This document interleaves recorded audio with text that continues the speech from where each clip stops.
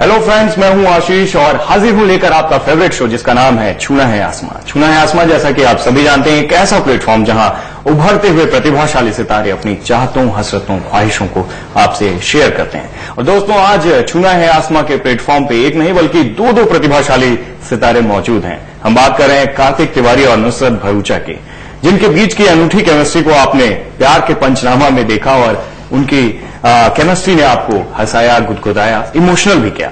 दोनों का स्वागत करते हैं छूना है आसमां पर। Thank you so much. आपकी प्रोफेशनल करियर के बारे में तो बात होगी, उसके पहले आपके थोड़े पर्सनल लाइफ के बारे में भी जानते हैं, बचपन के बारे में बात करते हैं। आप ग्वालियर से हैं, आप मुंबई से हैं, थोड़ा बचपन के बारे में बताइए दोनों। बताइए आपका बचपन। मैं तो बॉम्बे से ही हूँ। मैंने स्कूलिंग पोदार में की थी, कॉलेज से मास मीडिया के जयपुर की। और उस वक्त मुझे लगा था कि मीडिया में कुछ करते हैं, या तो रिपोर्टर बनते हैं या आरजे बनते हैं या कुछ मीडिया में करूंगी, एडवर्टाइजिंग में। तो बस कॉलेज खत्म होते ही ऑडिशंस आ गए, ऑफर्स आ गए, एड्स करने लग गई। तो I never really pursued this career, but I am aware of media. तो आई थिंक कहीं ना कहीं जाके वो लिंक हो ही गया और मैं पीछे नहीं पर आगे आ गई पर्दे के। बचपन से ही सोचा था कि एक्टिंग में नहीं, कभी नहीं सोचा था एक्चुअली। एक्टिंग के पीछे के काम के बारे में सब सोचा था, production wise, organising wise, but आगे आने का कभी नहीं सोचा था। कार्तिक ग्वालियर से हैं, कुछ बताइए। देखिए, मेरे लिए थोड़ा डिफिकल्ट था उस टाइम। सोचा तो मैंने नहीं था बचपन से कि एक्टिंग करनी है मेरे को। और मतलब ग्वालियर में था शुरू से। मेरे मॉम डैड डॉक्टर्स हैं, दोनों मम्मी पापा। और उनके लिए मेरी फैमिली, पूरी फैमिली डॉक्टर्स से भरी है। तो उसके बीच में अचानक से एक्टिंग करियर चूज करना बहुत डिफिकल्ट होता है, और ग्वालियर से मुंबई आना उससे ज्यादा डिफिकल्ट होता है, सब कुछ छोड़ के। तो मतलब बेसिकली मेरे पास यही ऑप्शन था कि मैं ऐसा कोई कॉलेज चुनूं या ऐसे कॉलेज में मेरा एडमिशन हो जाए जो कि मुंबई में हो या मुंबई के आसपास हो, ताकि मैं एक्टिंग में घुसूं। और मेरे को कीड़ा ये 10th क्लास में लगा था, जब थोड़ा सा मुझे लगने लगा था कि मैं थोड़ा सा अच्छा दिखने लगा मेरे हिसाब से। तो 10th में वो मूछ वूछ आती है ना, अपनी 10th तक एक छोटी सी मूछ रहती है, उसको मैंने काटा था। उसके बाद लड़कियों ने थोड़ा सा भाव देना चालू कर दिया था। तो उसके बाद से ऐसा लगा कि यार एक्टर बन सकता हूँ, ये हो सकता है, वो हो सकता है। तो बचपना था, लग रहा था उस टाइम। बट कैसे भी करके फिर मैंने एक कॉलेज है नवी मुंबई में, DY पाटिल, तो उसके एग्जाम्स दिए थे। और चेन्नई में भी और इधर उधर भी एग्जाम्स दिए थे, लेकिन मेरा 2 जगह हो गया था, चेन्नई या मुंबई। तो ऑब्वियसली फिर नवी मुंबई मैंने चूज, नवी मुंबई था वो कॉलेज, तो नवी मुंबई वाला चूज किया, चेन्नई वाला छोड़ दिया मैंने। और उसके बाद यहाँ पे आया। फिर फाइनली मैं कॉलेज में थोड़ी बहुत मॉडलिंग की। फिर फेसबुक और गूगल से मैं सर्च मारता था ऑडिशंस के लिए कि एक्टर्स रिक्वायर्ड करके लिख दिया, या मॉडल्स रिक्वायर्ड, या कुछ भी, मतलब जिससे कुछ आ जाए, ऑडिशन के बारे में आ जाए। तो ऐसे करते करते फाइनली मुझे प्यार का पंचनामा के ऑडिशन के बारे में पता चला। एंड फिर इन लोगों ने मुझे बुलाया, फिर ऑडिशन हुए, 5-6 महीने के लिए ऑडिशन चले। फिर फाइनली मैंने लड़की ही नहीं देखी यार। बाबू, I love you and I am sorry and I love you. यार लड़कियां को ऐसे फेवर क्यों ट्रीट करती है? उनका मनना हो तो चलता है, इट्स द राइट। कभी सोचो तुम्हारा मनना हो तो? तुम्हारा मनना हो तो मतलब what are you talking about? ऐसा कभी होता है क्या? अच्छा, आप दोनों ने जब पहली बार अपने पेरेंट्स को बताया कि एक्टिंग को एज ए प्रोफेशन चुनना है, तो क्या रिएक्शन था उनका? मेरे पापा ने अपने कॉलेज टाइम में पृथ्वी में प्लेस किए थे। So acting has been something which is integral to him also. मतलब उनको समझ आती है, उनको पसंद है, उनको पैशन है। तो he was a little okay about me acting. But सिर्फ एक्टिंग तो नहीं होती है। तो बाकी चीजों के लिए धीरे धीरे, I think with time, even with Akashvani, they took a little time to accept कि अच्छा अब इसकी लाइफ ऐसी है और इतने घंटे घर के बाहर है, इतनी सारी चीजें करनी पड़ती है, इतनी जगहों पे जाना पड़ता है। तो वो एक स्टेप एट अ टाइम ले रही हूँ, दादी के साथ, मम्मी के साथ, सबके साथ। तो धीरे धीरे हो रहा है, सब यूज्ड टू। कार्तिक मुंबई आए, फिर बॉलीवुड में कदम रखा। बोलते हैं कि जिनका कोई रिलेटिव नहीं होता, आप दोनों के साथ है, बॉलीवुड में कोई नहीं है, गॉडफादर नहीं है, तो बहुत स्ट्रगल करना पड़ता है। किसी तरीके का स्ट्रगल करना पड़ा आप दोनों को? इस स्ट्रगल तो एक्चुअली सभी का होता है। आई थिंक जिनके गॉडफादर भी होते हैं उनके लिए भी स्ट्रगल बहुत होता है, बिकॉज आपको ऑडियंस के सामने अगर रजिस्टर होना तो आपको मेहनत से काम करना ही पड़ेगा। बट हाँ, मतलब मेरी साइड से भी स्ट्रगल था ही। जैसे पहले मॉम डैड को भी कन्विंस करना थोड़ा सा मुश्किल था उस टाइम, क्योंकि उन्होंने मेरे को बहुत सपोर्ट किया वैसे, बट क्योंकि यहाँ तक अगर सपोर्ट नहीं किया होता तो मैं अभी ये फिल्म कर भी नहीं रहा होता। बट उसके पहले ये चीज थी कि मेरी मम्मी पापा को हमेशा ये लगता है कि ये गैम्बल है, बॉलीवुड बहुत बड़ा गैम्बल है, बिकॉज आपको पता नहीं कि फ्यूचर में क्या होने वाला है आपके साथ। तो आप उसको मतलब फ्लो के साथ जाने दो तो चलता है, लेकिन आप ना हर चीज पे उस पर डिपेंडेंट जब हो जाओ तभी अचानक से एक सेटबैक आ सकता है, कुछ भी हो सकता है। तो आपके पास कोई बैकअप जरूरी है। और पता नहीं होता कि फिल्म भी मिल गई है, उसके बाद भी इतनी सारी चीजें होती हैं कि फिल्म चलेगी नहीं चलेगी, उसके बाद क्या होने वाला है क्या नहीं होने वाला है। बिकॉज आपके पास ऐसा तो नहीं कि आपके चाचा ताऊ या कोई भी आपको फिल्म लेकर आ रहे हैं कि इसको तो लॉन्च कर देंगे, अगली फिल्म में फिर से ले लेंगे, ये कर देंगे। तो आपको फ्यूचर का कुछ नहीं पता होता। तो वो अपने आप में एक मेंटल स्ट्रेस रहता है कि क्या करें आगे। तो वो हमेशा से है।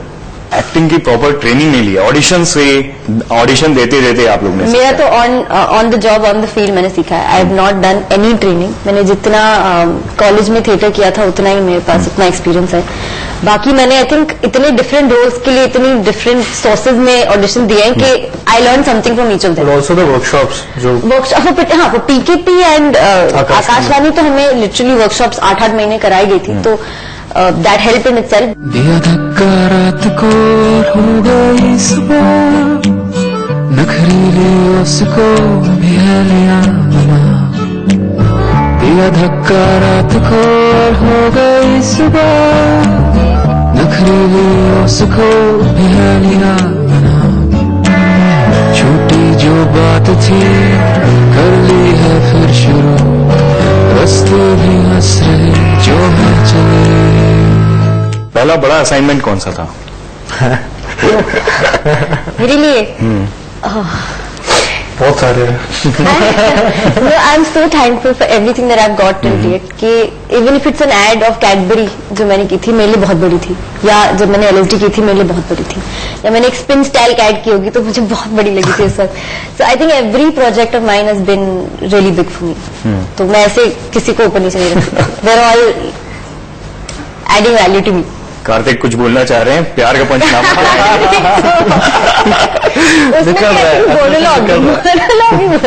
मोनोलॉग निकल रहा है। नहीं, प्यार का पंचनामा बेसिकली मेरे लिए सबसे बड़ा ब्रेक था, और अब आकाशवाणी उसी की वजह से हो रही है।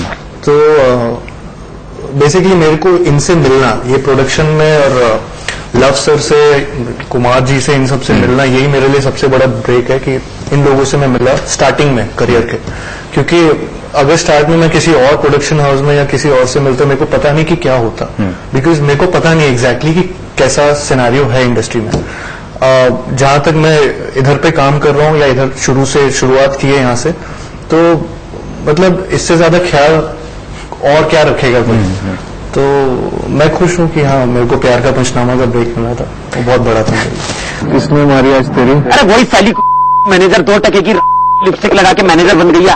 इश्क न करियो काके, दिल की बात न सुनियो काके, इश्क दी गली विच गेड़ लगदी गाँव दे बड़े दया पे।